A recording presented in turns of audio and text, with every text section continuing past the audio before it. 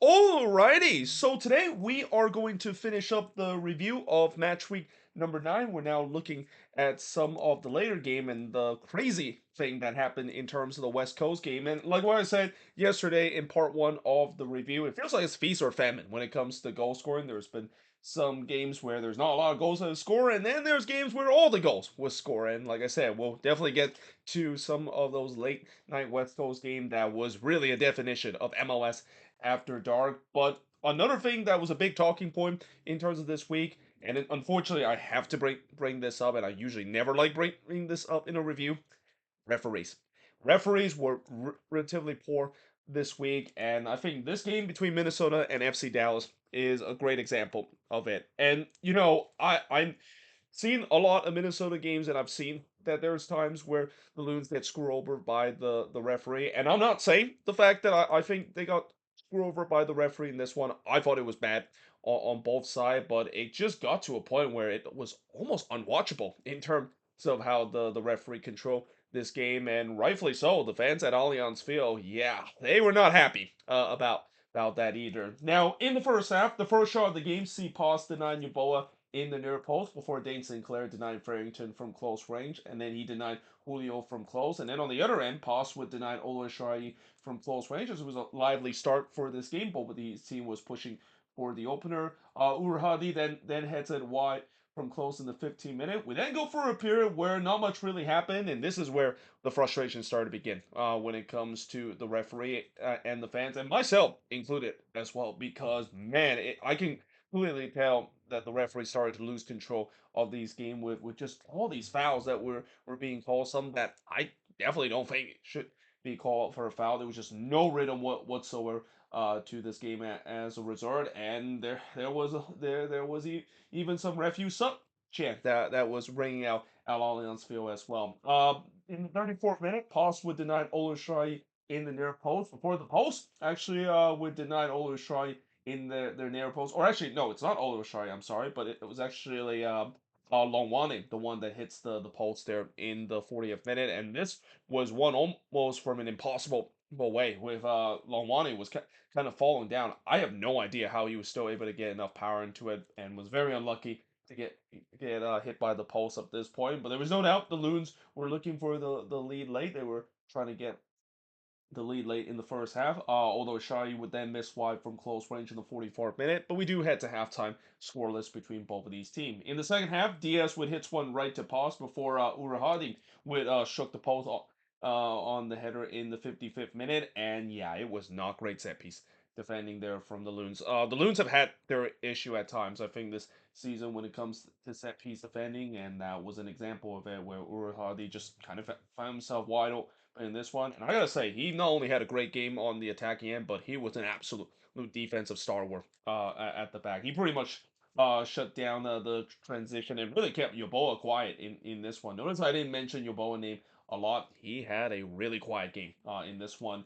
And then the referee was told he sucked again, and this time not only he was told he really sucked, but he was basically told in a very explicit way. So I'm not gonna get to it, but you probably know what I mean by had, and it was heard loudly throughout the broadcast as well. I'm pretty sure whoever was the Apple TV broadcaster, they were trying their best to mute the crowd, but no matter what they try to do, you can clearly hear the explicit language that is being made. And again, it's rightfully so, because the refereeing up to this point was just absolutely horrendous. There was just no consistency whatsoever, and just no control of this game whatsoever. And as a result, we once again go for a long period of time where not much really happened. Minnesota was really struggling to create chances, not being able to rely on the bread and butter of the transition.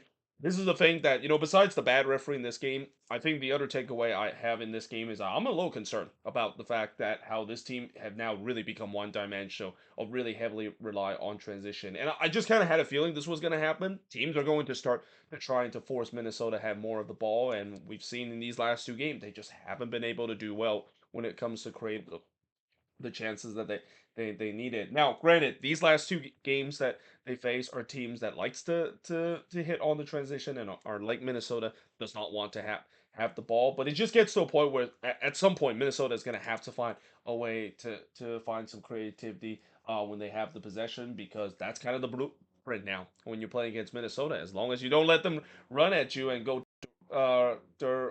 force them to not go so direct and go on the other end, you're gonna most likely gonna get a win against this Minnesota team, or even get a nil draw as we've seen in the last two games. Oluwashari then missed one wide on the outstretched leg, very close that one from Tony. There was a great delivery into the box, and then Poss would deny Oluwashari from close in the 77th minute. Dallas might be playing for a point up to this point. They were sitting back with a very low block. And keep in mind, this was a Dallas team that did not have Pedro Musa and Lucho Acosta until late in the second half. Musa got subbed off with an injury in the last game. So this was a very short-handed Dallas team on the attack, and that's kind of also what makes this so frustrating of the Loons not getting 3 points against a relatively weak Dallas side that clearly kind of had no interest in terms of maybe playing for a point in this one. Though, as I said, that Dane Sinclair would deny Acosta on a looping header. I definitely did not have Lucho Acosta in terms of scoring from a looping header, but again, just terrible defending there from Minnesota. I mean, I know Acosta is not known for his heading ability, especially with the way that he is one of the shorter player in MLS, but that was just almost unexcusable defending there from Minnesota. There was a shout for a penalty for Minnesota not given, and yeah, in the end, for the second consecutive game, Minnesota failed to score. I mean, they do keep the clean sheet for the second consecutive game, and that they have now also matched the record for the longest unbeaten run that they have ever had in franchise history with 8 games. But you just kind of had a sense that this is another game, just like the Toronto game. It feels like this is 2 points draw more than actually a point game. Shots in this one, 13 shots for the 7 that Dallas had, 3 shots on goal for the 4 that Minnesota has, 2 shots off target for the 1 that Dallas had, 1 shot that was blocked for the 6 that Minnesota has, and possession-wise, 51% compared to the 49% possession that Minnesota has in this game. And really for Dallas, it's kind of mission accomplished. I mean, they coming into this game knowing that they have to get tight and defend relatively well, and I thought they did a really good job in this game, especially frustrating this Minnesota team. But like I said about Minnesota, besides the bad refereeing that is going on, which obviously didn't help the cause of this team trying to get themselves unstuck of a relatively flat night on the attacking end, they have to do something when it comes to able to create chances when they have the ball. This is kind of the blueprint. Like I said, when you play against Minnesota, as long as you let them have the ball, they don't really have a lot of creative player that can basically built from the attack and trying to break teams down. And again, that's going to be something that Eric Ramsey is hoping his team would do better. And that's also something that I'm hoping being those big time players would step in. I mean, an example of that is Robin Ludd. I mean, this has been a really poor start of the season for Robin Ludd, a player that was instrumental to this Loons attack last season. And I think part of that is because it feels like Pereira is playing more of that Robin Ludd role compared to the last season, and that's why Pereira is getting those assists and being the real playmaker for this team. But it's getting to a point where Pereira can't just do it on his own. Lud has to step up, and that we'll just hope that he can do so as the game goes on. Now, moving on in terms of the next match is St. Louis and the Vancouver Whitecaps. So the good news for St. Louis in this game against a red hot Vancouver team, they were able to help them to not score a single goal. The bad news is they once again didn't score a goal. I mean, this has been the story of the season for St. Louis, and in this game they kind of gone back to the old way of them just not creating a lot of chances and have really started to give a lot of St. Louis fans almost pulling their hair out in terms of the way Olaf Malper team set up on the attacking end. Now, in the first half, Sabi had a shot that was deflected and goes wide before Klaus had a shot that was also deflected, goes wide. I thought it was a lively start to this game with a couple of chances for both teams. Sabi would then puts it high from long range before he hits it right to Lund in the 20th minute. I gotta say, Sabi, he's been one of the unsung hero for the Vancouver Whitecaps. And while everybody talk about Brian White and what he has done, Sabi has done a really good job stepping in. This is just a guy that a couple of weeks ago you probably have never know him, and he has done a really good job ever since he come to this Whitecaps team. But the shots were 6-1 for the Whitecaps up to this point, but most of these shots were kind of blocked up to this point. Harto looked like he got the opening goal for St. Louis, but unfortunately they go to VAR to see whether if he was offside. Yes, he was. So the goal was disallowed for offside. On the other end, Ahmet had a shot that was deflected and goes wide before Heber heads it wide from close range. Klaus would then hits one that was actually denied by Takoka in the 44th minute, as St. Louis was pressing late to try to get the opening goal. But we do head to halftime with the score scoreless between both of these teams. In the second half, Vite would hits it right to Lund. I thought the Whitecaps were the better team to start the second half. They were pressing to try to get the opening goal. Rios had a chance to do so, but he puts it wide from close. And then White was in on goal there, but he mishied in the 84th minute. And with how good Brian White has been this season, yeah, he would love to have that one back. And again, I think throughout this night, St. Louis did a really good job in terms of shutting down this potent Vancouver attack, and that's kind of been the strength for the St. Louis side because of the way that they've been going with a more defensive approach kind of game. But again, that also kind of frustrates a lot of St. Louis fans because with them being just so defensive, that's why you're getting a lot of these low scoring and at time no score whatsoever kind of game this season.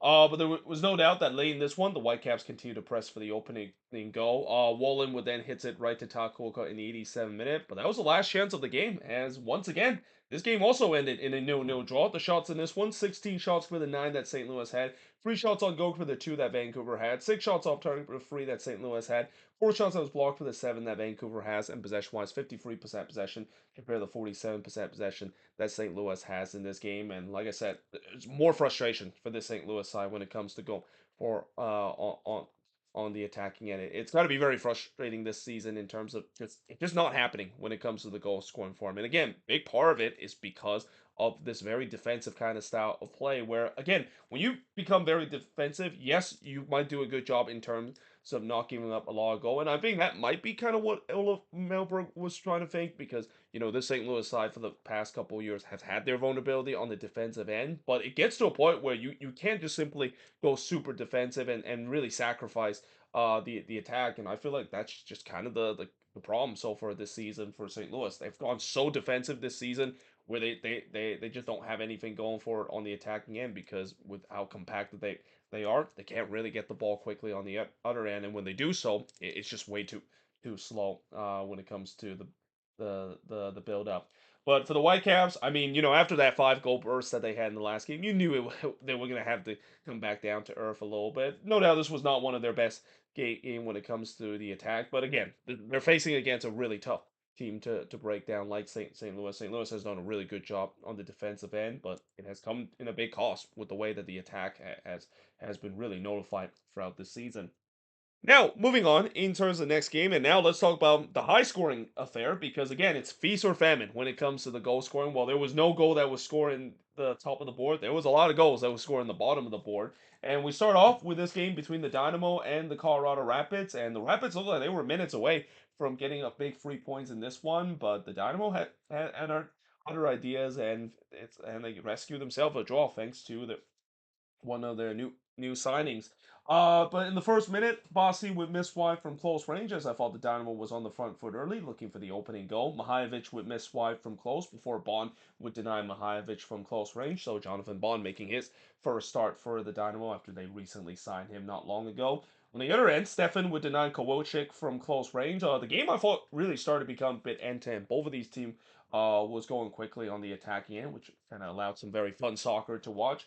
Navarro had a chance as he was in on goal there and trying to chip Bond as well, but unfortunately missed wide. And then on the other end, McGlynn would hits it right to Stefan. The shots were 6-4, 30 minutes in. It was a very entertaining start to this game. Reigns would then miss wide from long range in the 34th minute before Escobar puts it wide from close. The Dynamo was pressing for the opening goal, and they do get exactly that in the 42nd minute as Amin Bassi would score from Kowalczyk to make it 1-0 in favor of the Dynamo, and that would be the scoreline as we head into the second half. In the second half, Bossy looked to try to make it 2-0 and try to get another, but he puts it right to Stefan on a looping cross. But then a penalty was given to the Rapids as Reigns brought down Atencio from the box. So here comes Georgi Mahajevic, a chance that ties this game up from the spot. He usually doesn't miss from the spot, and he doesn't miss here. So the game was tied up at 1 apiece in the 58th minute. Ponce looked to restore the lead for the Dynamo, but he was denied by Stefan. The Dynamo was definitely creating some pushback, trying to get the lead back, but instead it's Colorado the one that gets the lead in the 77th minute as Navarro would score from Mihailovic to give the Rapids a 2-1 lead. Aliu would then hits it right to Stefan before Linger would hits it right to Stefan in the 5th minute of stoppage time. So they brought in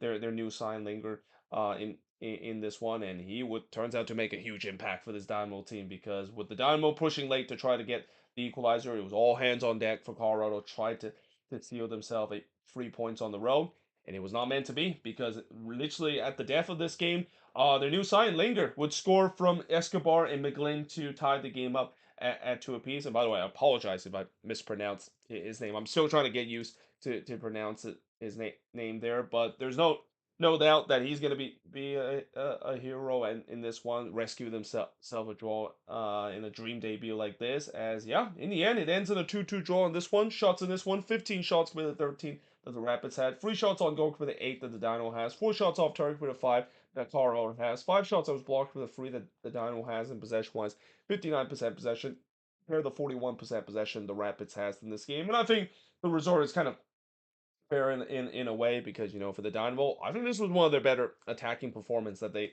had this season. We talked about before this is a Dynamo team that struggled going for it on the attacking end, but this was one of the best performances that Ben Olsen has put on the attacking end. It looks like they were going to be hard done late in this game because the Rapids were being more clinical. But like I said, their new signing Linger comes in, scores a big goal to rescue themselves a draw, and for the Rapids. I mean, anytime when you give up a late goal, no matter if you're playing at home or on the road, it's got to be very frustrated. And even though I know that coming out of this game, they were once again hoping that Zach Steffen can steal a game for them because that's kind of what he has been doing throughout the season for the Rapids. It was not meant to be for them conceding a late goal in this one. Now, moving on in terms of the next match is Chicago and FC Cincinnati. And I gotta say, this was another entertaining game where, the Fire definitely got toe to toe with Cincinnati in this one. And again, this might be a preview in terms of a first round matchup that we might see in the playoffs down the line. And if that is the case, yeah, this should be very entertaining because yeah, both of these teams definitely play some entertaining brand of soccer throughout this game. But I will say that there was definitely one controversial moment that happened in this one involving the referee because again, like I said, that's been kind of the story of this week. There's been some really bad refereeing um, job this week from Pro, and we'll talk about in just a bit what happened in this one. But in the first minute, Gutierrez would puts it right to Salatano before Glasgow would hit it the side netting in the 3rd minute of stoppage time. The Fire was no doubt on the front foot and were looking to press for the opening goal, but instead it's Cincinnati the one that gets the opening goal. Really, the first real attack that they have. Evander would score from Santos to give Cincinnati a 1-0 lead, and this is where the controversy was, where yeah, the Fire were not happy that the referee kind of got in the way. It looked like we saw another Tim Ford situation in this one where unfortunately the referee got in the way there, and it basically created a transition for Cincinnati. Though I will argue that unlike the Tim Ford incident that we saw a couple of years ago in that infamous Whitecaps versus LAFC playoff game, I do think that that Fire player he probably could have went around to keep were there. And not to mention, even though Cincinnati was going on the other end, there was still a chance where the Fire could have dealt with that easily, and they just didn't deal with it well on the defensive play. We've seen this season that this is a Fire team that at time on the defensive front has been kind of been exposed, and that's again kind of a thing that's not surprised because that's been wrong for this team the past couple of years as well. And yeah, because of that, they were punish. And though I will say that again, I do think that Fire fans does have maybe feel like it's hard done because of the fact that the referee kind of got it in the way there. But nevertheless, it was 1-0 in favor of Cincinnati in the 11th minute. Bamba looked to response, but he hits the side netting in the 11th minute. The shots were 3-1 for Chicago. 30 minutes in, but Cincinnati has the lead up to this point. Robinson would then hit it into the side netting, but then in the 31st minute, Chicago ties the game up, and it's Hugo Kuipers. He had a little bit of a mini goal drought in the last couple of games, not putting the ball into back net. He finally found one here from Bamba to tie the game up at one apiece. Santos looked to respond and looked to restore the lead for Cincy, but he missed wide there. And then Yedlin would hit it right to Brady. As I thought it was a good response for Cincinnati. They were looking to try to get one back, and that's exactly or look to try to get the lead back in this one, and that's exactly what they did in the 42nd minute, as Kevin Dinke would score from Santos to make it 2-1 in favor of Cincinnati, and this was a bit of an emotional goal for Kevin Dinke because he immediately celebrated by paying tribute to Aaron Bupenza. Obviously, this makes sense because Dinke, he's the guy that replaced Bupenza, and that the Cincinnati community is definitely in a bit of a mourning to see their former number 9 sadly passed away this week. And he also won't be the only guy that actually did a tribute to Aaron Bupenza. We'll talk about in later game. Saw another player that did a tribute to Aaron Bupenza. Uh, uh, Not starting passing this midweek. But in the third minute of stoppage time, Buka would put it high from long range, but we do head to halftime with Cincinnati leading 2-1. In the second half, Santos would hit one right to Brady. The game I thought started to become a bit open as well in the beginning of the second half. Elliott had a chance there on the header, but he hits it right to Tunnel before Evander on the other end had a shot that was actually clear off the line by Sam Rogers, but really that was more Sam Rogers almost scoring an own goal in his own net, as he didn't really clear that one very well and was very fortunate the post kind of saved him for scoring an own goal. And then Dinke had a shot that was spilled by Brady Bagatter as Cincinnati was pressing for a third goal. Evander would hit one right to Brady in the 66th minute, but then the 71st minute he would be on target as he scored here from Orejano to make it 3-1 in favor of Cincinnati. And yeah, that is one that I don't think should have been in the back net. I think Brady should have done better in this one. Evander didn't really hit that one too well. I think Brady probably should have done much better in terms of that moment, especially the quality that he has. But in the 83rd minute, the Fire got a lifeline because a penalty was given to him after Guzman was brought down by Robinson as he kind of went beast mode a little bit. And then here comes Gutierrez, a chance to steps up to take the penalty and set up a grandstand finish, and that's exactly what he did. So it's 3-2 up to this point. On the other end, immediately Brady denied Orejano after just a bad giveaway from the Fire in this moment. So yeah, the Fire almost did the thing what you usually don't want to do when you score, and that of course is give up a goal immediately. You're always the most vulnerable when you score a goal, and we'll see it later in this review. There was another team that didn't learn that lesson in the game. But in the fourth minute stoppage time, Bamba would miss wide from close range. It was all hands on deck for Cincinnati. Chicago was pressing hard to try to get the late equalizer. But in the end, Cincinnati, they hold on to win 3-2 in this one. The shots in this one, 19 shots for the 13 that Cincinnati has. 8 shots on goal for the 4 that the Fire has. 5 shots off target for the 3 that Cincinnati has. 2 shots that was blocked for the 9 that Chicago has. And possession-wise, 56% possession compared to 44% possession that Cincinnati has in this game. And like I said, no doubt this was a very entertaining match and a match that I wouldn't be surprised that we might see this kind of matchup in the playoffs. And I say that mainly because I really want the Fire to finally end that playoff drought. Though if they want to do so, they need to win home games because yeah, it's been a bit of a slow start this season when it comes to their home form. Still looking for their first win at home this season, and really the free win so far they have has come from that free game winning streak on the road, and we'll see whether or not if they can turn things around. I mean they've been playing very well under Greg Berhalter, no doubt about it, but it's now just about getting the result, which is unfortunately that's hasn't really kind of been the case, at least in the last couple of games. With that being said, I am now going to switch board and look at the last week game to finish up the review for match week number 9. So moving on, in the next game, we got RSL versus Toronto FC. So for the first time in 200 plus day, TFC has finally got 3 points, and they did it in probably the most smash and grab way you could possibly do on the road. And RSL fans, I think they have every right to be very angry about this result. Especially this was another one of those games where there were some questionable referee decision that the home fans have every right to be mad about. Now, in the first half, and literally the first shot of the game, it's in the back of the net for TFC as Theo Corbinu would score to make it 1-0 in favor of TFC. Little do we know that would also be the only shot on goal for TFC up to this one, and that would be literally half of the amount of shot that they would get in the entire game. And I can also thank RSL for this because it just came off of a brutal turnover there, especially from Bodie Hidalgo committing a brutal giveaway, and and he and this RSL team was punished because of that. And just like that, TFC takes an early 1-0 lead. In the 14th minute, Gonzalez would look to respond, but he missed wide from long range, and then Johnson would deny Marchuk. And then on the rebound, Ojeda would put this one wide. RSL was pushing to try to get the equalizer with some chances. Johnson would then deny Ojeda from long range, and then Gonzalez would miss wide from close range. And despite the amount of chances that RSL had up to this point, TFC still have the lead heading into the second half. Now in the second half, more pressure from RSL.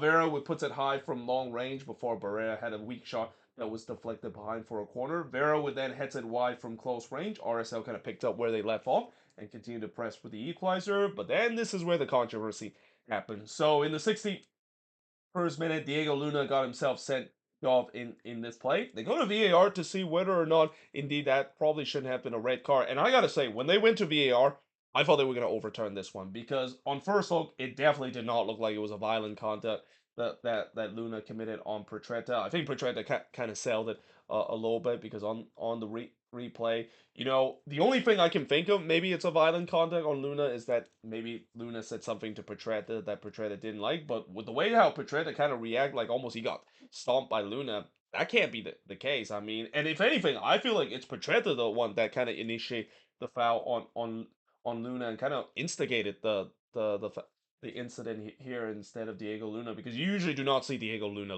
lose it. He's not a guy that loses composure often, but nope. VAR says that that's still considered violent conduct, and yeah, RSL fans were not happy about that, and they have every right to be upset about that. That was clearly the wrong call. I expect probably Pro is going to release a statement saying that this is the wrong call, which that usually does not comfort RSL fans. I mean, this is, again, I don't want to once again beat the dead horse about the problem with Pro, and I'll probably mention it again in this game as well because there was another controversial call in this one. But yeah, that is just something that should not happen. And again, once again, I have to once again mention that the Pro and this organization, they need to be held accountable in terms of this blown call, because now RSL were down to 10 men, and most importantly, they were down to their most important attacking pieces in this team. And of course, the fans, they were not happy about that, and rightfully so. They definitely shouldn't be happy in terms of a clear blown call. So they respond by telling the referee he really sucked.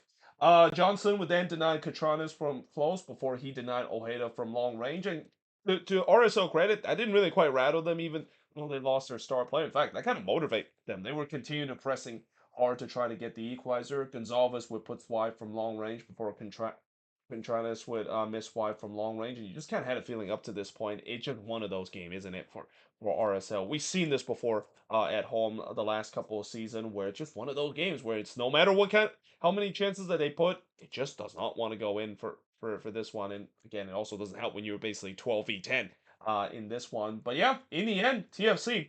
Again, this is a definition of a smash and grab. They grabbed the 1-0 victory somehow in some way. That first shot that they had in the ninth minute by Corbino stood in this one, and the shots kind of tells you the game. I mean, this feels like a FIFA Ultimate Team kind of a stats that we've seen, that is an unjust as loss that you would see happen. But the shots in this one, 23 shots, with just two that TFC had. One shot on goal with 11 that RSL had. Six shots off target with none that Toronto has. One shot that was blocked with a six that RSL had. And possession-wise, 61% possession compared to 39% possession that Toronto has in this game. And if Diego Luna never got sent off in this one, I mean, there's definitely going to be the question whether or not if that makes a difference. I think it would have been, because he's been very instrumental for this RSL team for up this season on the attack, and he's basically at times carried this attack on his back. But yeah, I mean, this was a game where it's a combination of just bad refereeing that kind of cause RSL to not win this game, and also just them have that lack of finishing, because if they would have just put away one of these chances, they would have got a point out of this game. But for TFC, I mean, I know they got benefit in terms of that blown call, but they wouldn't care. It's a classic smash and grab. When you haven't win in 200 plus day, these are kind of one of those games where you're just happy the fact that you finally catch a break, and that's exactly what happened in this one. And by the way, this I think might be the first time I'm actually wearing TFC in a review or in the preview as well. I've been waiting for the day when Toronto finally gets the win to wear this, and today is definitely the day to do so. Albeit it was in a very controversial and really in a very smash and grab kind of way in this game. Now, let's talk about the crazy games because, as I mentioned, in terms of these late West Coast game, if you thought MLS After Dark was not a thing, then you should watch these late West Coast game because this was MLS After their dark turned to notch 10 in terms of watching these two games with the way that defense was kind of optional at time in both of these games and the goal scoring was at its craziest. But this was another game where there was a very controversial call late in this game that Timbers fans once again will feel like they got screwed over late in this game, just like what happened earlier this season. And coincidentally, this is now the second time that the Timbers kind of got screwed over by the referee against an LA team. They had that problem early in the season against the Galaxy where they should have got themselves a penalty late in the game that was not awarded because the referee played advantage with quotation mark. But in the first half, Bawanga looked like he got the opening goal just 2 minutes in, but the goal was disallowed for offside. That wouldn't be the last time we would say that in this game. But on the other end, a penalty was given to the Timbers as Lloris brought down Mora in the box. So Felipe Mora wins the penalty. He's the one that takes the penalty and he buries it. So that made it 1-0 in favor of the Timbers. But that lead looked like it was short lived because Bawanga would put it into the back the net again, but once again, the goal was disallowed for offside. And again, the Timbers almost commit the classic cases of when you're the most vulnerable, when you just score. They switched off in that moment and was very lucky. The flag saved them because of it. But it was a fireworks start to this game as defense. Yeah, it was pretty optional at least early in this one. Peru would then heads it wide from close in the 19th minute before Anthony struck the post on the curler. Pantemis then denied Ordaz as he pushed this one onto the post. So not only the fact that this turns out to be a high scoring game, but it could have been more scoring if the post didn't get in the way in this game. But the shots were 5-2 for the Timbers up to this point, and on their sixth shot of the game, it's in the back of the net. It's set Thiago Moreno. He scored from Anthony to make it 2-0 in favor of the Timbers. That two-goal lead would be short-lived because in the 45th minute, it finally happened. Olivier Giroud finally scored his first career MLS goal. And if you're going to score your first career MLS goal and finally end that drought, might as well do it on a free kick and do it on a banger as well on the free kick. I mean, Giroud is not known to score from the free kick, but he looked like he was a natural when he scored this one and he rings that one off the post and in and just like that, LAFC was back into this game with a 2-1 deficit.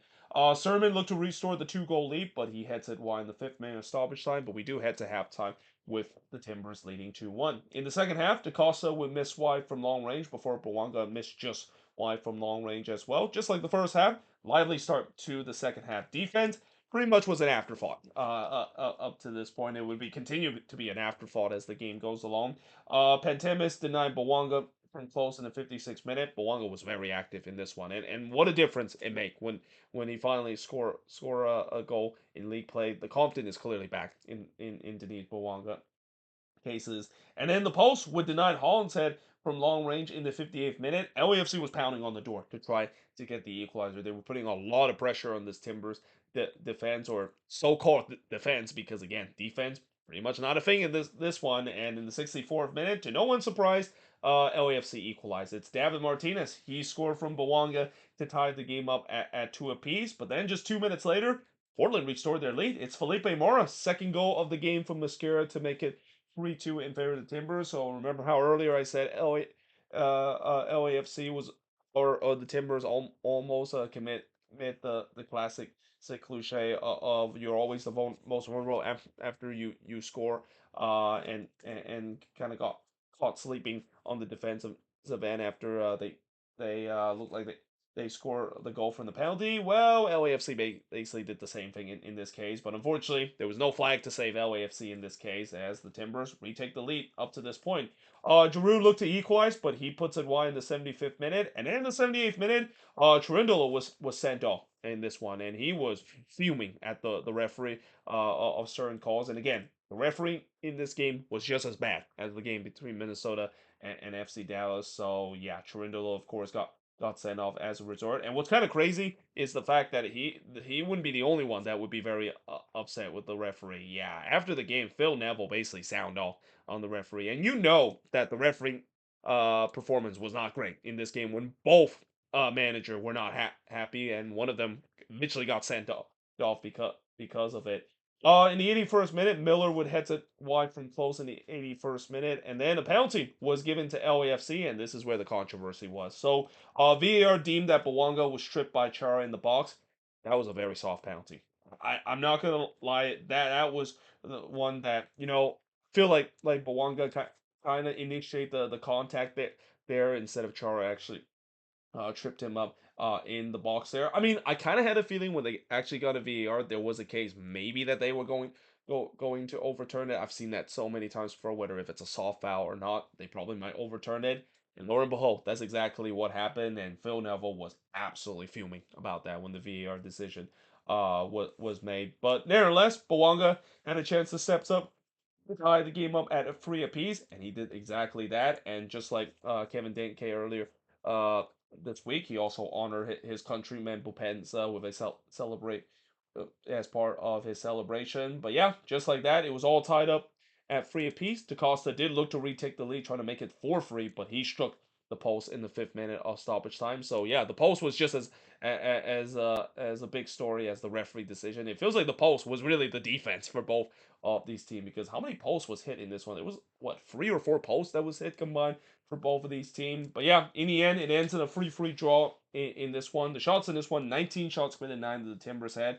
3 shots on goal for the 7 that LAFC had. 2 shots off target for the 3 that the Timbers had. Both teams had 1 shot that was blocked, and possession-wise, 58% possession compared to the 42% possession that the Timbers has in this game. And like I said, after the game, Phil Neville absolutely sound off on the referee, and something tells me he's going to definitely get a big fine by the disciplinary committee as a resort, and I'm pretty sure Timber's Army is going to have a GoFundMe page in terms of trying to pay off the fine that Phil Neville has, and he has every rights to do so because again, I don't think that was a penalty in my opinion.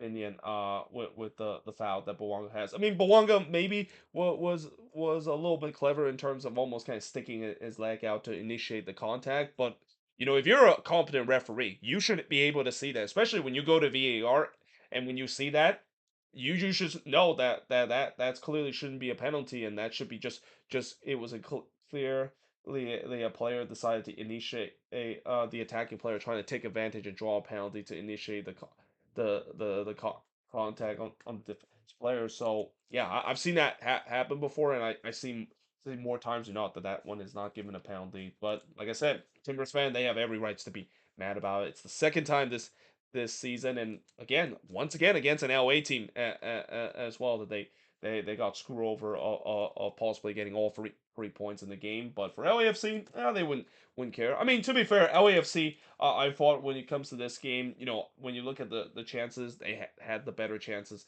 in this one compared to the Timbers. But they know that they kind of got away with it late in this one, especially have the referee kind of help them a little bit late in this game to salvage themselves a point out of this game. Now, moving on into the last game on this board, and it's none other than the Quakes and Sporting KC. So remember how in the part of the season I mentioned the fact that despite the fact that I know the Quakes can score goals, my big concern of this team is definitely on the defensive end. Guess what happened in this game? Yeah, the Quakes were doing very well on the attacking end, even scored 3 goals, which normally you should win the game when you score 3 goals, and then you look at the defense. Yeah, it was pretty much non-existent in this game, and it also doesn't help the fact that we talked about Daniel injury last week and how that could be a huge devastating injury for the Quakes. Consider the goalkeeping between Daniel and the second choice goalkeeper seems like it's night and day, and I think this game just not only showed that, but it's pretty clear that the Quakes might need to think about getting another goalkeeper, and maybe even a third choice goalkeeper, because Earl Edwards Jr. is clearly not the answer for this team.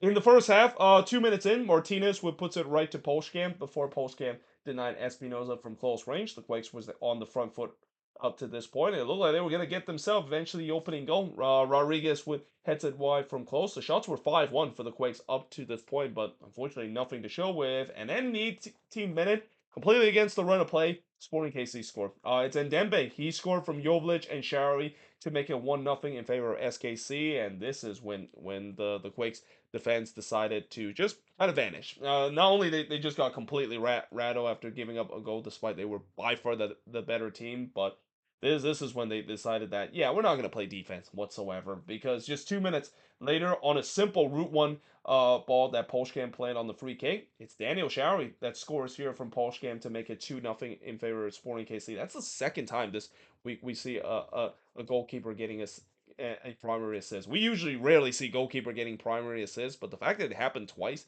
this week, I mean, that just shows you how crazy sometimes MLS play could be. And again, just not great defending whatsoever, especially on Rodriguez's part. You can not simply lose that aerial duel on Daniel Showery there and set him in on goal there. That was just way too easy for Sporting KC to do so.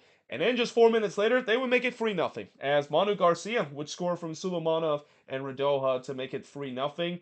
What the actual fuck is going on with the Quakes up to that point? And excuse my language, but that was literally my reaction, because I have no idea what just happened with this defense. I mean, I know this defense is bad, but this was just next level bad with the goals that the Quakes were giving up. And not to mention, as bad as the defense is, some of these goals that was conceded, these were really soft goals. These were goals that if Daniel was in goal, I think he probably would have maybe gave up one of this goal. He probably would have gave up the Garcia one, but the previous two, I don't think it was a great goal for Edward Jr.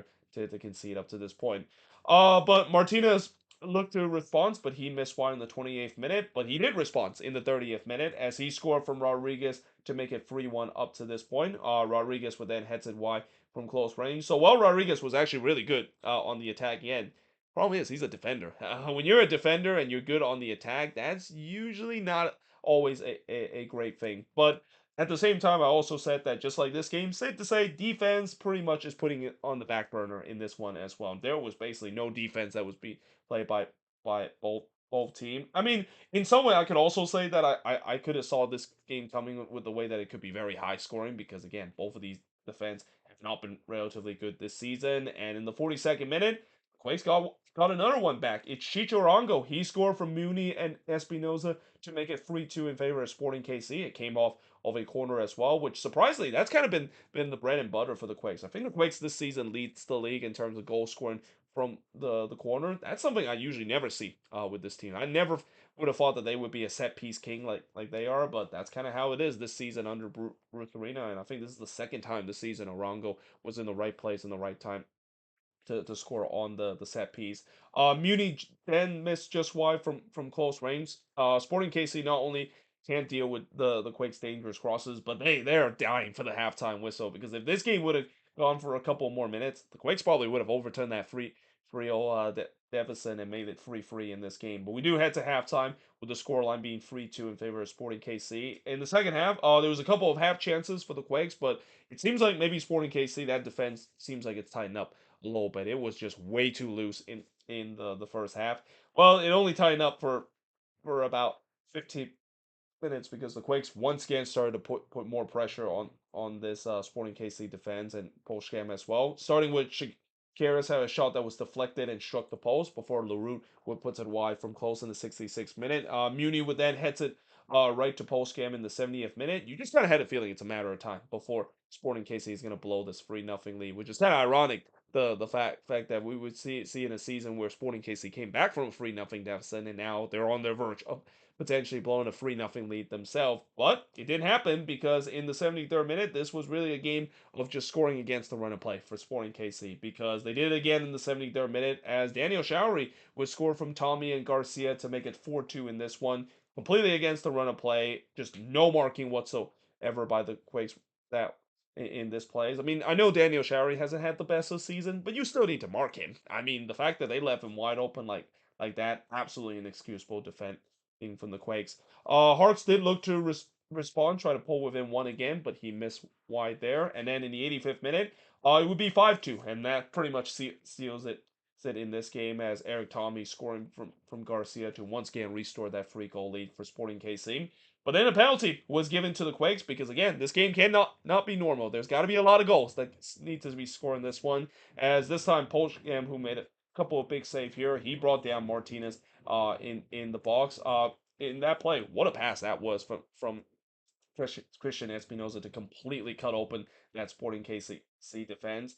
And as a result, the Quakes were rewarded with getting themselves a penalty. I mean, Postgame had to commit there, but unfortunately didn't get there in time and tripped Martinez in the box. So here comes Chicho Arango, a chance to make the goal difference a little bit more prettier for the Quakes, and that's exactly what he did. So he buries the penalty to make it 5-3 in this game, and that would be the final score of this game. Just a wild game we had in this one. But the shots in this one, 22 shots compared to 8 that Sporting KC had. 5 shots on goal compared to 6 that the Quakes had. In these 2 games that Edward Jr. had played, he has saved 0 shots. It is safe to say that he is not only not the guy for this team, but I really hope he's not the guy in the next game against Columbus, because if he's the guy in that next game against Columbus, I would not be surprised we might see a repeat like what we see in this one, where the Quakes are just going to get absolutely kill, kill in terms of the goal scoring department, especially facing against an angry Columbus team as well, coming off of losing their first game against Inter Miami in Cleveland. But yeah, 6 shots on goal for the 5 that Sporting KC had, 2 shots off target for the 7 that the Quakes had, 8 shots on block for the 1 that Sporting KC had, and possession-wise, 63% possession compared to the 37% possession that Sporting KC has in this game. And by the way, today it was announced that the Quakes decided to loan Oscar Verhagen to San Diego FC. He's one of the most promising young defender that this Quakes team has. So why in the world are we loaning him? Doesn't makes no sense whatsoever. And this is even after there's report saying that DeJuan Jones and Noah Buck could potentially join this team, which again that might add some stability in terms of the midfield, but that's not what we need right now.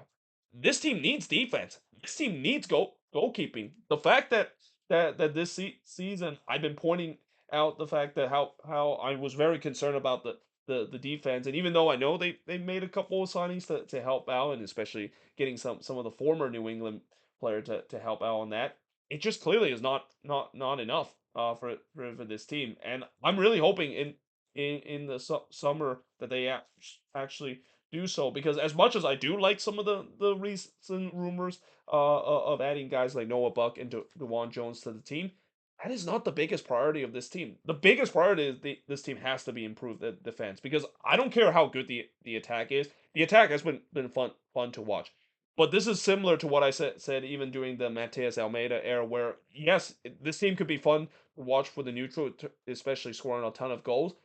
That doesn't really matter when you just can't keep the ball out of the back of net. And right now, that's been the problem for the Quakes this season. And I saw it coming in the beginning of the year as well. In fact, any Quakes fans would have probably saw it coming, with the way that as good as the attack is going to be and as scary as it is, what about the defense? Because if you don't have deep defense, it doesn't matter how powerful your attack is, you're not going to win a lot of games in this league. It's not sustainable in terms of winning crazy games, and in terms of scoring a lot a goal while conceding a lot of goals. And like I said, they have to figure out this summer in the transfer window to booster up that defense, because if they don't booster up that defense, this team is not making the playoffs this season, and they're going to once again concede almost similar amount of goals that they conceded, and almost going to once again concede 60 plus goal this season like they did last year, conceding a record amount of 70 plus goal last season.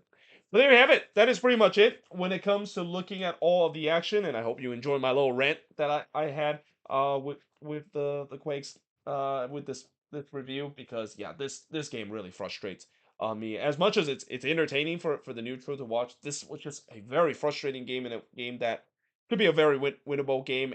And I know that Sporting KC has definitely played a little bit better ever since Peter Remy's dismissal, especially on the attacking end. But it's absolutely inexcusable of the Quakes giving up 5 goals in this game, especially against one of the worst team in not just the Western Conference but in the league as well. But either way, hope you guys enjoyed this video. If you do, make sure to leave a like, smash the subscribe button. As always, let me know in the comments below what do you think of these games. And yeah, hope you guys enjoyed this video, and I will see you guys next time.